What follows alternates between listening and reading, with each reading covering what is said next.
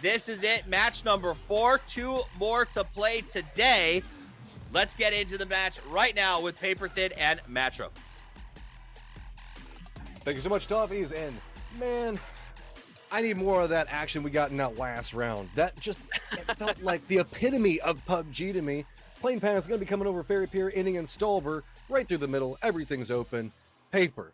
My God, please. I need some more of that. I mean, the city finishes are always just wild. They're fast and they're furious, and they're fun as heck to watch. I tell you what, they're tough to keep track of in some ways because, yeah, there is a lot going on. There's a lot of people still alive, but it really just kind of highlights one of those abilities that doesn't come through too often that you need to have in PUBG, and that's fighting in cities. Whether that be contesting your drop spots or, you get the rare city finish circles, you got to be ready for them, and it's fun to watch teams try to navigate them. And Zenith, got to give them a lot of credit. They're doing a great job, Matt. And, Clib just picking the right moment to kind of wait it out and come on through and get a 1v1 and win it. I mean, that's what this is all about. It's about finding the right timings. When we're looking at the amount of money that's on the table, that is such a pivotal game for Team Liquid and Zenith both. Also, guys, I want to give a shout out to the observers. That fight is hard to track, and they did a good job on keeping in exactly where the action was going on, what was happening with all the teams. So thank you, observers, for that one. And oh my God, Paper.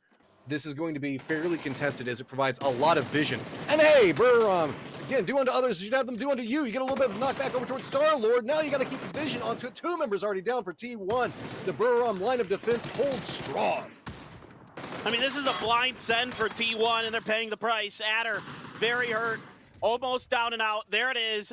Burram gonna take T1 down. They're nuts. You just can't do these kind of things if you're T1, and they're darn good at it. They're gonna roll up, and look at how they're fanning out. This is really nice, except for Godv runs over crazy. That's not so nice. The rest of it good. That is terrible at the stage.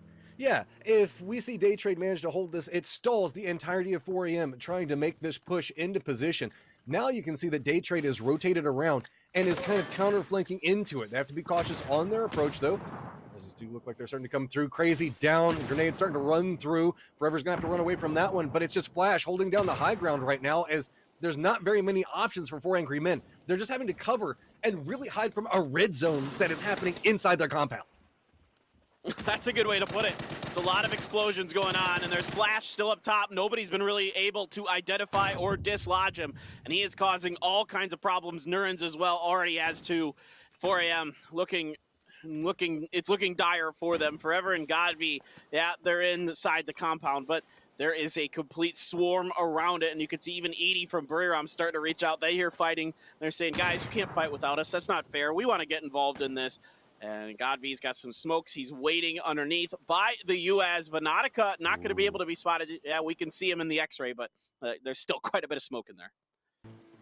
Yeah, I mean, Team Liquid, they're in a great spot right now, but they're going to be forced down to the bottom of Primorsk with infantry ahead of them. Back over to 4 a.m. I tell you what, Matt, they are a team that they don't care if they want. Ooh, you can't do that, though. Nurens comes around the corner. It's a 50-50. Godv's on the other side, and he's going to suffer because of it. Now Vanatica's down. Godv's going ham. That's Puchil's down. Is he going to be able to finish it? It's just Flash left alive at half health, spraying out the door. Godv steps up and gets him. Whoa, that is Matt. Absolutely nuts. The cost was high. He lost 3 members, but that was a position that we should not have seen 4 a.m. win. Oh, it's smart. It's what he should do, for sure. Oh, Pentalol lines up, gets the shots onto Roth, knocks him.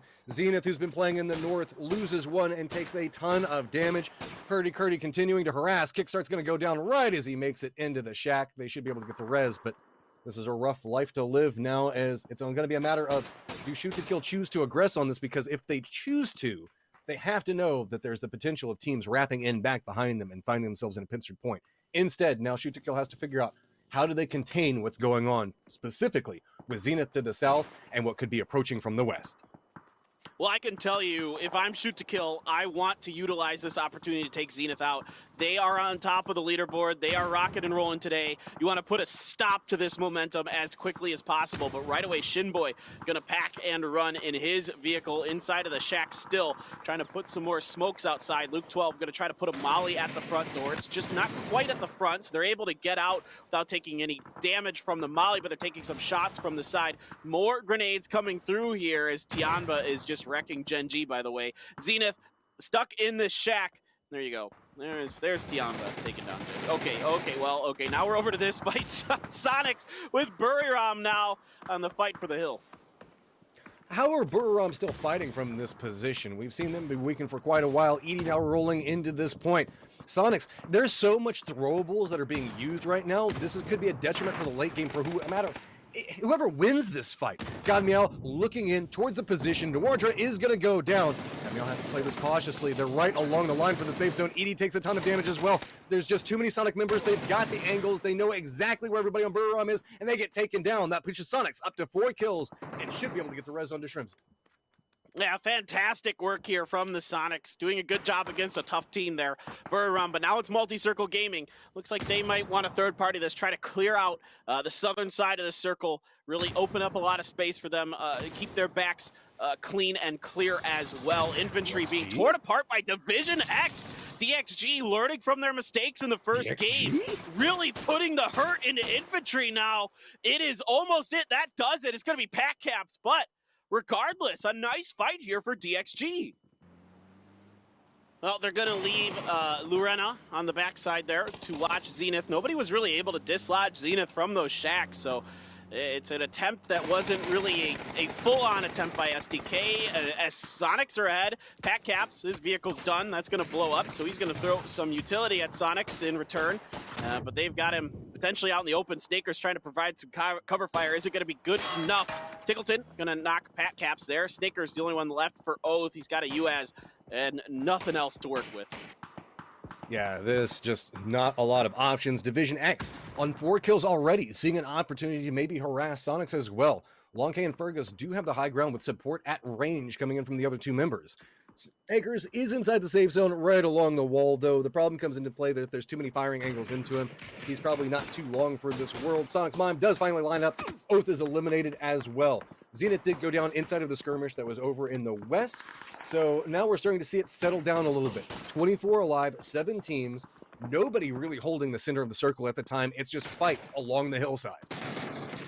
I just want to point this out quick. The top 3 teams right now here in the final week are NA, Zenith, Sonics, STK, tied with Team Liquid. But heck of a day for NA here, really making a statement to start out this final week. Division X, IQ 500, down but not out. Long K, pretty beat up, and H-Win and the Sonics trying to see if they can get that finish. There's smoke everywhere around him, so no shots really able to find the mark just yet. FaZe quiet, but still 4 up, holding the northeastern side. They have a huge split in this circle right now. They really cover a lot of real estate, giving themselves a really good chance in this one, and they're going to maintain everybody inside of this circle. SDK in a battle with Tianba having some trouble as Sonics continue this prolonged battle with Division X.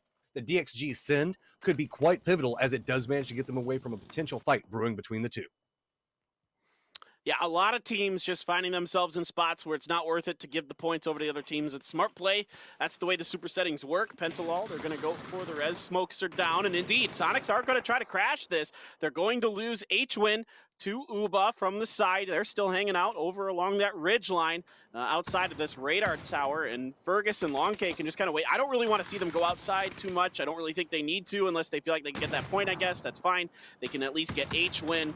I suppose that's worth it there. I was a little worried that maybe somebody like FaZe or MCG might shoot into them, and now Sonics is just getting smothered here by Multi-Circle Gaming. Shrimsy down, Tiggleton down, Sonics are out, and we're down to our final 4 teams here in game number 4. This is a pivotal fight for situation and control. DXG, here's what's coming. They have an idea on how the approach is going to come in. Long K, setup. Fergus has an idea on what's going on. Repositions around, tries to bait it out, but Long K doesn't get the vision in time. And so that's a nice play coming up from somewhere. But look, Long K does manage to connect as well.